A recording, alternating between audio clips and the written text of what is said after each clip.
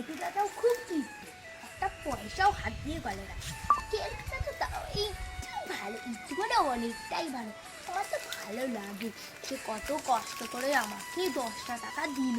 বললাম খুব খিদে পেয়েছে, দুদিন খাইনি তো, খেয়েছি মানে একটু মেরি বিস্কুট থেকে জিটা এরকম লক লক করছি, তাই আর কি লোক সামলাতে পারিনি, তাই তো মেরি বিস্কুটটা কিনে নিয়ে আসলাম। যাই খেতে খেতে যাই, না ঘেটুদার বাড়ির সামনে দিয়ে যাব না, ঘেটুদা নইলেই নিয়ে নেবে। যাই আমি ওই বাড়িটার সামনে দাঁড়িয়েই খাই।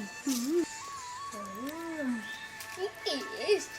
দেখা আশেপাশে কেউ নেই, সবই ভালো। কুকুরটা কেমন করে যেন তাকিয়ে রয়েছে, মানুষে না এরকম করে লোভ দেয় বা চায়, ও তো চাইছেও না, শুধু করে লাল ফেলেই যাচ্ছে।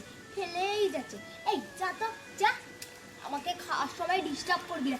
একে তো নিজেই বাবা জুটিয়েছে ভিক্ষা শিক্ষা করে, তারপর আমি তোদের দিতে পারবো না। হাট হাট, যা যা যা। এটা তো খেতেও দিচ্ছে না, পিছন ঘুরে খাই। না পিছন ঘুরে খেলে যদি এটা পপ করে খায়, পায়ের মধ্যে কামড়েই দেয়। এই যা, এবার যদি না যায় জুতো ছুঁড়েই মারবো, লাঠি তো এখানে খুঁজে পাচ্ছি না।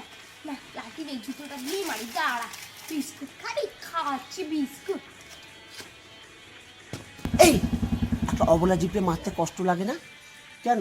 ওরা কি আয় করতে পারে না, পত্র করতে পারে? তুমি শুধু মারো। তোমার কাছে কি একটা তো খাবার চায়? তোমার খাবার থেকে একটু খাবার একটুখানি দেবে, একটু কি দুঃখ হয় না তোমার? অবলা জীব, যদি একটু বিস্কুট দাও, তুমি মাংস খাও, হাতটা যেটা আর চাবাতে পারো না সেইটা একটু দাও, তার জন্য তুমি এত মুখ করা। ওকে ডাকলাম, আমার কাছে চলে আসলো। আর তোমাদের থেকে ও অনেক ভালো, বুঝতে তো? একটু তোমার দুঃখ, একটু বেদনা, একটু অনুশোচনা করো।